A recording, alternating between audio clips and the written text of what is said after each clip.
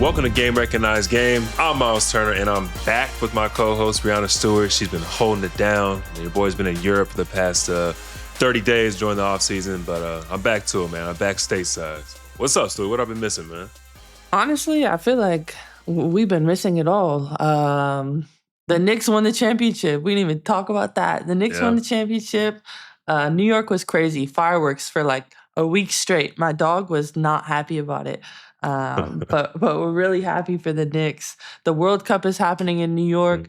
Really excited. It's going to be Spain-Argentina final. Have you been watching that at all? I have actually. It's crazy because, I was overseas. I was in Morocco when they were playing. I was in Portugal when they were playing. I was in Italy when they were playing. I was in France. And it's crazy like how just passionate like the fans are overseas compared to America. You know what I mean? Soccer is not like a huge deal in America, but over the pond, like it's everything. You got people gathering and thousands of people watching it just at like a bar outside. Like it's bringing a whole bunch of people together. So it was cool to watch it like in a different setting and environment. So I'm looking forward to the finals for real. Yeah, absolutely. I mean, we were in Seattle when Mexico was playing, and they were like showing the game on a barge, like on a big screen on a barge, and there was just like tons of people just like right by the water watching the game, and the amount of like incredible amount of passion and pride behind these countries is really cool. So I'm rooting for Spain because of course, I'm like half Spanish at this point. But I'm hoping it's going to be a good game because of our travel situation. We're no longer going to be able to go to the match because we're going to Dallas. But we can get into that later. The bigger thing, congrats to you in Asia. Saw the pictures. Appreciate it, man. Went ahead and shut it down. It's been about a year and a half of planning, but everything went perfectly, bro. Like, God was on my side for real. Like the weather was amazing. Like there wasn't a lot of people. I mean, she literally had no idea it was coming, but we could talk about it a little bit later, man. I'll tell you, give you the details. I only got one question. I got one question. We'll talk about the rest later. How long did you have the ring for? I've had it since last summer, actually. I was thinking about doing it last off season, but we got all the way to the NBA finals, right? So it cut the off season short. So obviously I wasn't complaining, but I knew for a long time that, Asia wasn't one for me. And I think everything happened in very perfect timing. So I'm very happy with my decision. I'm in a really good space, and we're just get to exist now, man. It's pretty dope. I'm really happy for you guys. Yeah, for sure. Can't wait for the wedding. I know, man. I know. That's you don't think about that, right? Like I put in so much planning like towards the engagement itself. I didn't think about like the next step. So then like it hit me like 2 days later. So it was like, oh, so we're getting married. I was like, oh shit, we are getting married. Like what? So yeah, we're talking through all that stuff right now, man. We're not gonna rush it, but we're gonna do it the right way. Sure. Really happy for you guys. That's Appreciate it, man. Yo, what happened, dog? Like, for real. Like, let's just go on talking about it. I have my tickets ready to go. Stewie was supposed to play in Dallas, against the Wings. And I had seats, to go watch her play this past Sunday, but she ain't make it. So, like, tell the people what's up. What happened from your perspective? Well, Myles, like, texted me, and he was like, I think it was on Thursday. The game was supposed to be Thursday, right? And he texted me like, "Oh, see you at the game. I'm coming. I got my tickets, whatever." And I was like, "No, don't come." He literally said, "Don't come." And I was like, "What?" I'm not it. We're in New York right now. So okay, it was crazy. Like, this is my first like actual travel situation, like hard travel situation since we've had charters. But we got to the plane. You know how it is. Like you do your little security, you get right on the plane. Like usually you're on the plane for 20 minutes and then you guys will take off. Right. And we were waiting there and I was like, what's going on? And they were like, we need to add more fuel because we're gonna go through a storm. Right. Okay. So we do that. Then next thing you know, this thing is not working. Something is not working. They can't get it fixed. Finally, they get it fixed, right? And now we've already been on the plane for 3 hours. Then something else breaks. And at this point, it's just like, all right, this is just bad juju. Like, I don't want to be messing around if the plane is just like not good. Nice. So then we're still on the plane, like doors shut. Everybody's eating all the meals, all the snacks. Like we're running out of all the things because we're on a live runway, like can't get off the plane. And it gets to like 8 probably 8 o'clock. So we've been on the plane for 5 hours. Yeah. And they're like, okay, we're not taking this plane anymore. We have a new plane. It's coming from, I think it was coming from Phoenix. Damn. Well, that's going to land. Flight, yeah. That's going to land. Well, they're going to clean it. They're going to get the people off, and then we're going to get on the plane. And we were like, okay. So we were thinking we were going to take off at 9:45. Because we were like on like a live tarmac, we had to like get off the plane and like walk, like they were like walk single file into the next plane. So, ew. So it was great to get fresh air after like 8 hours on that first plane. But then we get on the plane and we're like, okay, are we going to finally go? Like, we're going to get in super late. It's going to be like 1 a.m. already by the time we land. And then they're like, well, we don't have any pilots. Oh my God, bro. Everything our that other went pilots wrong, timed out, Murphy's right? Law. So the pilots timed out. And there was no more pilots coming. And they were like, this plane is not taking off tonight. So I know y'all were tight, boy. I mean, it was literally like, what can we do? Like, what could we have done? So we went home, and then like, we weren't going to travel the morning of the game. It's 3 hours to get to Dallas. Like, right. It just wouldn't make sense. Mm-hmm. So luckily, like the league and our team, we figured out a solution, and we'll play Monday. So it's not like super disruptive to anybody's schedule. We play Monday, so we just flip-flopping. Right. Damn, bro. I totally understand where you're coming from. So it's funny that obviously sucks that it happened, but like this year was the most plane issues I've ever had, like in my 11 years in the league. Like, I can count, I think it was 11 times that we had problems with planes and all similar stuff. Like, I'd never been on a plane for 10 hours, bless your heart. That's crazy. But like, I remember it was the last game of the season. We had a shitty season, and everybody's ready to get home at this point, right? Mm-hmm. It's the off season. Yeah. And everything that could have went wrong. Same thing. Like, we get to the tarmac, and then there's like a mechanical issue, right? So they have guys come out and try to fix it. Then we smell something, and it was like smell like smoke or some shit like that. So then they shut that shit down. They had someone come fix that. Then we get there, then we're running out of fuel because it's been running, for a little bit, right? We're on a live tarmac as well. They don't allow us to take off. And then like after like 4 or 5 hours, it finally gets to the air. But it's the worst when it's in the season. Like, you got a game the next day, and then you're traveling and you're landing in the next city at 4 a.m. You got to be up for 9 a.m. for shoot around. Like, it's just one of those things where it's just out of your control. But, I'm glad nothing went wrong, right? Because you don't want anything to obviously, be fucked up when you're in the air. So, yeah. Yeah, no. I mean, that's the thing. It's like, I think maybe some people don't realize it's like when you're waiting like that, it's kind of like a test, like, to your mental. Because I'm like, all right, like, like now I need to plan, like, all right, I'm going to get in late. I'm going to get less sleep. I need to like make sure, like, this is obviously all of these next 3 games for us are big games before the break. And I was proud of my team. Like, we just continued to like, everybody was chilling. We were all just sitting there like, all right, I watch all my shows. Like, yeah. Man, that's wild, bro. So, but we got here. We're in Indy now, and I'm here. So come on. All right. Yeah. So you got a little, like you said, it's 3 games. So you're kind of at the push point right now. But honestly, that's a good little gear switch. So like, me, I watch games here and there, but then what always sticks out is the drama that comes to being in the WNBA or the NBA. And I saw Benijah, may or may not have thrown a projectile at Marina Mabrey, and that was pretty interesting, bro. So please talk to the people about what went down there. Oh my gosh. I mean, like, poor B, right? Because she didn't throw it to hit her. Like, you know what I mean? What happened? JJ, her shoe fell off. Yeah. Right? And it's like tight moment in the game, like fourth quarter, we're trying to come back, whatever. We get a stop, and all of a sudden I look up and I see a green shoe flying through the air. and then it's just like, it was just like perfect. All of a sudden it was like doink, and it hit Marina. And I'm like, oh my God. So like, the refs are gonna do what they do. Like, I don't think she was ejected from that. That was just her second tech. You know what I mean? Got it. Okay. So like, it wasn't like automatic ejection. It was just a tech. But yeah, that was one of the craziest things I've ever been a part of. I was just like, because I didn't know where it came from. I was just like, what is happening right now? Slow motion. Oh my God, bro. That's hilarious. I think that, again, like if you're not watching the game and you just see that like online and whatnot, like WNBA gets what it wants, right? That's a whole bunch of clicks. That's a whole bunch of like, Yeah.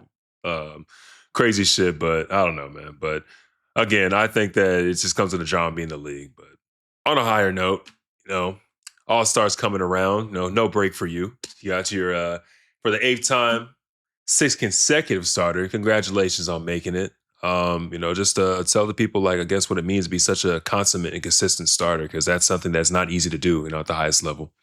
Yeah. I mean, I think first of all, I would like to say thank you to the fans because fan voting is majority of what gets All-Star starting, and really happy and honored to always continue to be representing the league, and it's just the work that continues to shine through and push through. So excited for the opportunity, excited to be in Chicago again for All-Star, and I don't know about you, but like All-Star break is kind of like something that I look forward to, just to like be able to like disconnect from a second from like my team.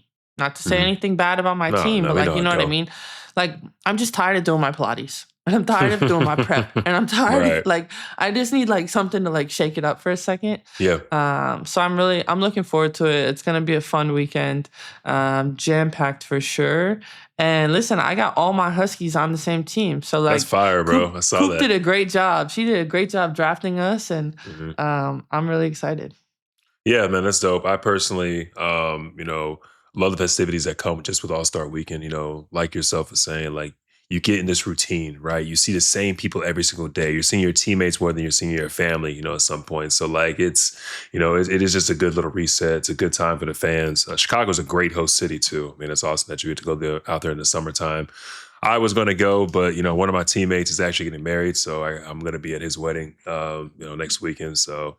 I had to miss that. But again, I'm kind of happy that see you and Gabby hoop together, man. Gabby's one of my favorite players, so it's kind of cool seeing you on the same team. And should have 10 All-Stars, but I guess Team USA is a little more important. But it is what it is. Yeah, it's like I'm sure there's like things in the NBA that kind of like are messed up, but like before, when the league started, they didn't count Olympic team as an all-star because they just took the break. So then there never was an all-star, right? So for my first 2, there was just no all-star. No, for you know what I mean? So like you just didn't get the nod. Yeah. So it's like I was on Candace and Aaliyah's podcast the other day, and it's like Candace is a 7-time or an 8-time all-star, and it's like, well, she should be like a 10, 11 based on how many Team USAs she's played and things like that. So it's a little bit skewed, but whatever. We're getting up there. Yeah, that's what it is. How do y'all, I guess, take the All-Star game itself? Because there's been a lot of arguments on the NBA side of like, we got to play harder. It's obviously, a competitive game, make it better for the fans. Like, how are y'all going to take it? I mean, I think it gets competitive after the first half, but also like, it's not a break for us. You know what I mean? So New York, we play on Wednesday. Yeah. And then our next game is on Tuesday. That sucks, man. You know what I mean? So it's just like right to it. You can't expect people to go like balls to walls because you got to be like good for your team. Of course. So it'll get competitive as it gets towards the end, but we gotta have more time if you want to be able to like really go crazy. No, that's facts. Well, WNBA is pretty interesting this year. I look at it like y'all look like the Eastern Conference in the NBA. Everything is so kind of jumbled up right now. You only got the top 8 teams are only separated by like 6 games. Like, why is the league so tight this year? What do you think is like contributing to that? I think the margin for error is really small. I think that especially as we've had expansion, right? So you added team 13, 14, 15 over the past 2 seasons, and like that talent is spreading out, which means it's getting really, really competitive. And you're seeing that on a nightly basis. Like nobody's really ever blowing anybody out. Yeah, that's the best way. it's a 2-3 possession game at all times, and especially towards the end. And I think that's really showing and kind of shining through. I think that it's only gonna get better and better, or harder and harder, as we expand even more. But yeah, the Liberty, we're first 24 games of the season, we did Not about how you okay. start. Not about how you It's start. not about how we start. It's about how we finish. I think that my mindset with the team is like, all right, we want to finish these next 3 games strong. Let's reset at All-Star. And then we have like 10, 11 games, right? And then we have a World Cup break. There you go. So like we got to like handle these mini seasons. And then when we come back from World Cup break, it's 4 games and then it's playoffs. So we want to make sure like by that point, we're really feeling good. We're really gelling. Wow. So I'm not worried. I just think that there's like, some growing pains, some things that we got to get through, but everybody has like the right attitude to do it. Absolutely, man. And again, you said the league's competitive this year, and that obviously that's great, just for, from a viewership standpoint. But, you got a great rookie class, and the CBA's brought in a lot more, CBA, the money that CBA able to get for that's brought in great foreign players. But you touched on it. That's one thing us as NBA players don't really have to go through, are the little mini seasons. You know what I mean? You guys have such mental like lock-ins you have to do. You go out, you go and play in the World Cup, or you have these little breaks, but then you have to come back from that. No matter how good the World Cup goes, you got to come back from that, into the last stretch of the season, then switch your mindset again for the playoffs. So I just think that is something that's very underrated. People don't get to necessarily, experience, if you will, from a fan perspective. Yeah, it'll be really interesting. I think that people should like, I know people will, right? Take a snapshot of the standings by All-Star break, and then take a snapshot of the standings by World Cup break, and then let's see like how the playoffs go. You know what I mean? The standings going into the playoffs, because I think it'll be changing like almost on a nightly basis. All right, time for a quick break. Next up, we get into the biggest topics in the NBA. Please rate, review, and subscribe to Game Recognized Game with Stewie and Myles, wherever you get your podcasts. Welcome back to Game Recognized Game with Stewie and Myles. And like, this is the biggest topic that I want to talk about, because I want to know what you think, and then I want you to know what I think. Yeah. Even if you don't want to know. Like, where do you think LeBron's going to go? He obviously said he's not going back to LA. Like, what's this? What's next? Yeah, it's obviously interesting, because even at LeBron's age, he still wants to get paid, right? He still wants to make sure he has an opportunity to go out on the right terms and win. It's tough the way the league's been doing our stars lately, when it comes to their exits. We kind of saw the Carmelo Anthony treatment, kind of what he got. You saw, these guys retire, and it's like not like a real farewell tour. It's almost like a, get the fuck out of here tour. And, Bron's one of the best, if not the greatest player, of our generation, and, puts his argument in there for of all time. So there's gonna be a lot of eyes, on this situation. Adam Silver just came out the other day and said, like, listen, we need to make a decision, because we gotta start making a schedule.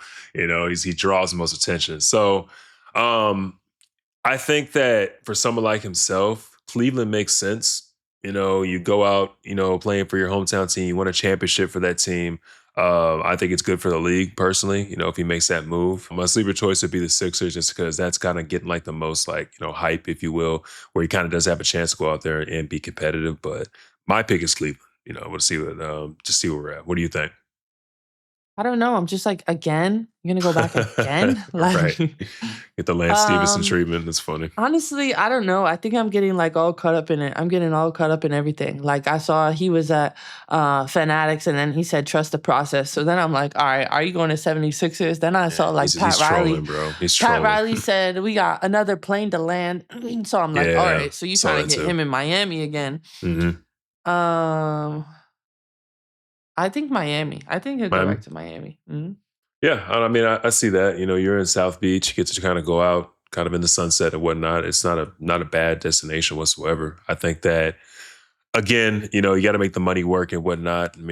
These teams, with this cap space and this apron and whatnot, it's interesting how you're able to make stuff, come together. So I really don't know. Another thing people talk about is Golden State. Obviously, he's still gonna stay out there in California, still go out with Steph and them and whatnot. But I think he's coming back to the East. No matter what. I just think that that's kind of inevitable at this point. Maybe he's gonna come to the Nets.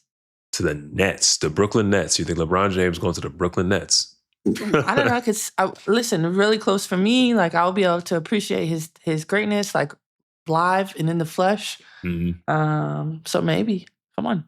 Everybody can dream. At this point, what is right? that? Never say never. Come on, Yeah, never say never. It's like me saying, he could potentially come to Milwaukee at this point, even if he does hit all the hotels in the city of Milwaukee. We'll see.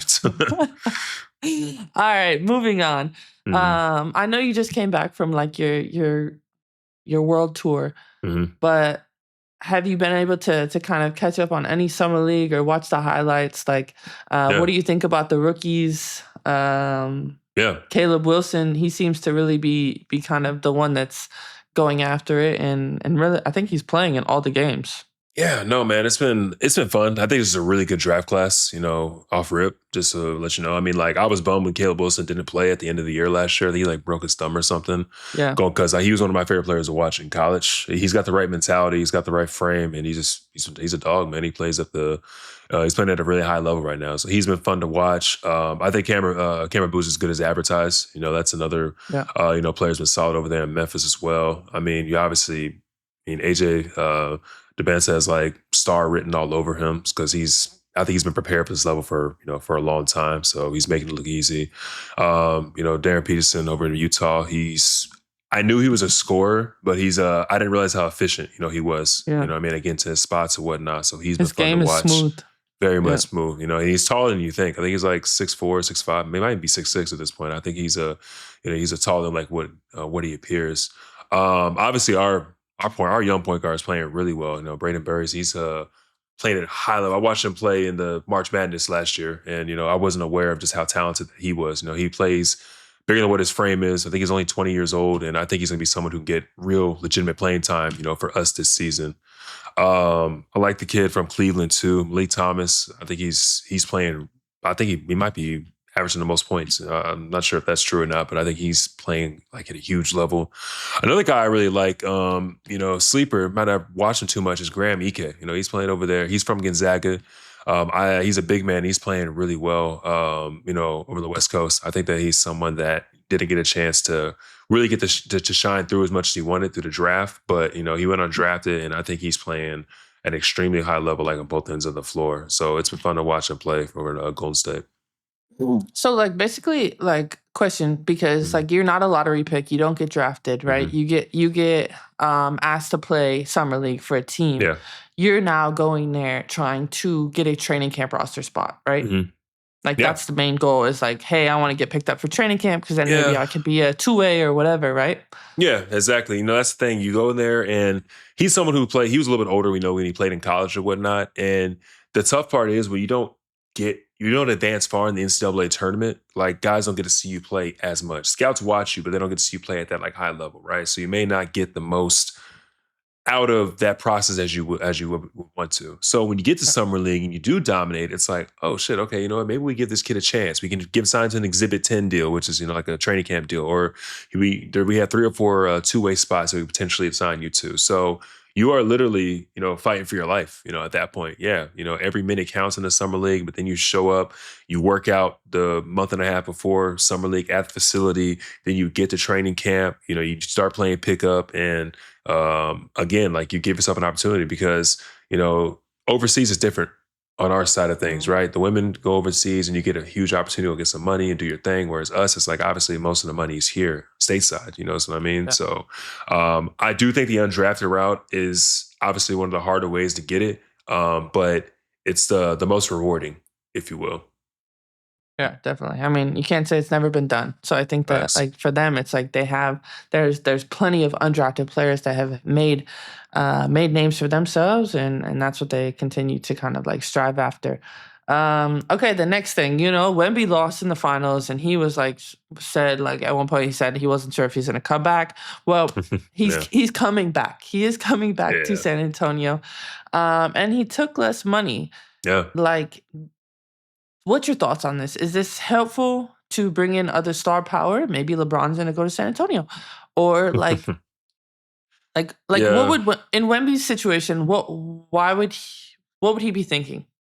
Well, It's interesting because that formula just worked, right? Jalen Brunson just did it, and New York Knicks won the finals. By Jalen Brunson being able to do it, they were able to bring in, free agents and re-sign some guys to build a team around him. He obviously is someone who was been deserving of money for a long time, but he decided not to, so let his team build around it. So I think San Antonio's trying to take the same approach. San Antonio is, in my opinion, a very attractive free agent destination just because of how well the organization has created a reputation for itself. I mean, you're in Texas, so you have no state tax, and you get to go out and play with a generational player, in Wemby himself. So I think that there's a whole thing on cap circumvention, going around right now, and it's kind of like reverse cap circumvention at this point. With guys taking like less money to make guys come into play. So I think you can always kind of play devil's advocate, with a situation like this. I think that you can't argue the results. It just worked in New York. So, we'll see what happens in San Antonio. I think they're able to get when do people need to like sign by, or when is like the date that they can start signing? I think July 1 is when free agents can start signing, but I don't think they can sign until like July 7th or July 5th. It was one of those days. So I know July 1 is like the first day, like guys can like start, signing and whatnot. So it's then it goes into whenever. Yeah, basically goes to training. There's a bunch of free agents that aren't signed yet. Like Jalen Duren hasn't got his situation in Detroit, worked out yet. Benedict Mathurin, great young player in Los Angeles, hasn't got his contract yet. Obviously there's LeBron, like a lot of dominoes to fall. Like once that happens, like then there'll be more space on other teams or vice versa. Exactly. Yeah. So it's interesting because this can go all the way up until training camp. There's been situations in the past where guys didn't participate in training camp because they weren't signed yet. They wanted to wait until they got the best deal possible. I mean, I think it just happened. It just happened last year with was it Quentin Grimes? Like his deal didn't get done like all the way up until training camp. So I mean, guys is their future's on the line. They got mouths to feed, and they're not. And a lot of these guys it's the prime money making times of our career. You know what I mean? Some guys can't afford to wait another offseason or another 4 years to sign like a big contract, and they want to do it like right now. I just went through it, last offseason. So it's just a interesting time in people's lives. Yeah, I mean, I think you just always got to bet on yourself, and you can't rush the process. No, absolutely not. All right, y'all. Time for one more break. Next up, we're gonna go off the court. Get a little personal, man. Let y'all know what was happening in my head. Welcome back to Game Recognized Game with Stewie and Myles. And it's time for Stewie's Parent Corner, for my Parent Corner. A lot of people have been asking me, like, if I'm bringing my kids to All-Star. And yes, I am. I definitely want to bring them to All-Star, even though it's, like, crazy. Obviously, they don't come out. Like, I have the help with me to, like, be able to kind of do both, but I want them to see me in my element. And like, honestly, listen, sometimes when I go shopping, I buy things that I don't actually need, but it's really so cute. No. So I was in Atlanta and I went to like Buckhead Mall, right? And all of a sudden I see like, a button-up shirt for Teo and this like same like blue striped dress for Ruby. Nice. But it's off-white. Like, it's off-white. It's not just, like, any regular. And I was like, all right, what's going to be the occasion for this? And now it's like we're going to, like, be perfectly matching the four of us for All-Star, for, like, the orange carpet, the welcome reception. Yeah. So they're now at a point where, okay, they're 4 and 2, but they, like, kind of listen a little bit more. So we'll see how it goes. It's going to be very stimulating, if you will. All the cameras, all the fans and whatnot. But I really think it's going to be, like, to your point, a memory. You know what I mean? Like, that's cool that, maybe 10 years from now, you get to be able to show them these pictures and whatnot. And they were, involved in such a big moment in your career. So that's awesome. Yeah, and they're going to be like, thinking that they're getting dressed up too. So there you go. We'll circle back in a week and a half and I'll let you know how it actually went. But really what I want to know, because I've been waiting this whole time, like, tell us about your engagement, Star Wars themed engagement. Like, give us the rundown. All right, man. So this is it was pretty dope. So I've been planning this for like a year and a half at this point, right? And for me personally, I'm a very detail-oriented person, like, and somewhat a perfectionist, when I'm putting stuff together. So I was watching Attack of the Clones. It's the second episode of Star Wars. And for my Star Wars fans after that know, Anakin and Padme, this is basically where they went to elope, when things said and done. It was like a forbidden wedding and whatnot. And I looked it up and I was like, oh, wow, this is a real place. It wasn't CGI. It wasn't none of that. It was actually like a real place. It took place on the planet of Naboo.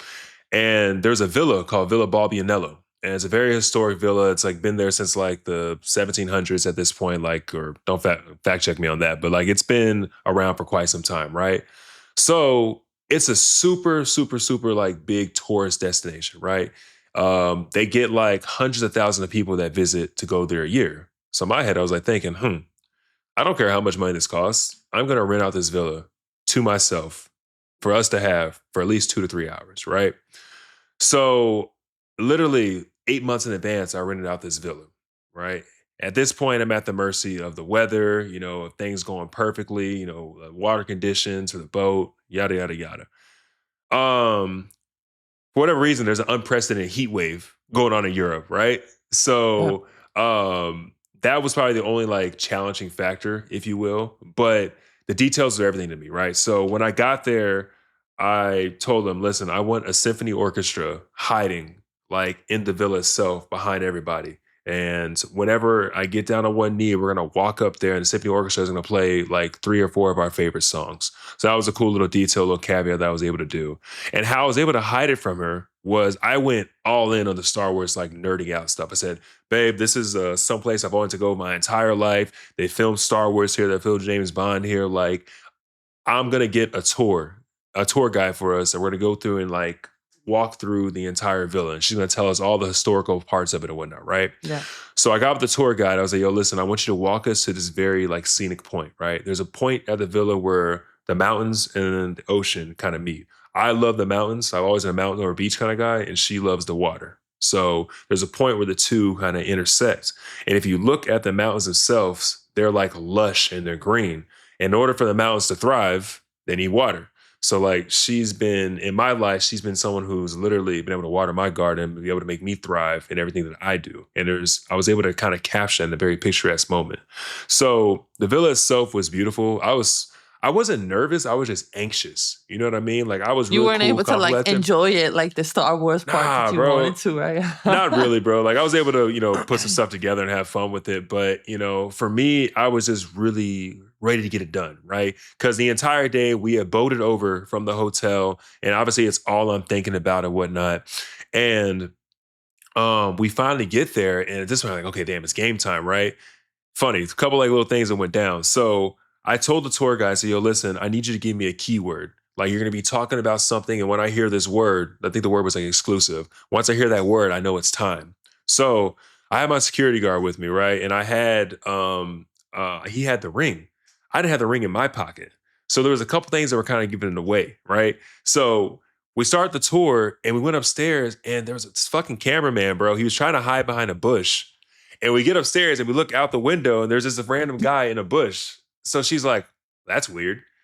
Right? And I'm like, oh my God, no way I waited a year and a half for this to get spoiled like this. But thank God she didn't really put two and two together. She thought that since we were having an exclusive tour at the villa, it was like the villa trying to get exclusive Myles Turner footage coming to the villa, whatever, right? So we were able to kind of exit that out. So we get downstairs and we're walking through, and my security guard had the ring, bro. So I heard the word exclusive, and I walk her to the point, and now we're just kind of standing there all awkward. And she was like, what are we doing? I was like, well, this is a great spot for pictures. Let you know, go ahead and chill. And I had a photographer with us, right? So we're taking pictures, doing this and that. And I was like, God damn, Myles, how am I going to get this ring without her seeing? So there's this grass, whatever. And I was like, you know what, babe? Let's take our shoes off. Let's ground a little bit. Let's be in this moment, whatever, right? So I take my shoes off and I run over to the villa. I'm like, yo, give me the fucking ring, bro. What are we doing? And just like, here.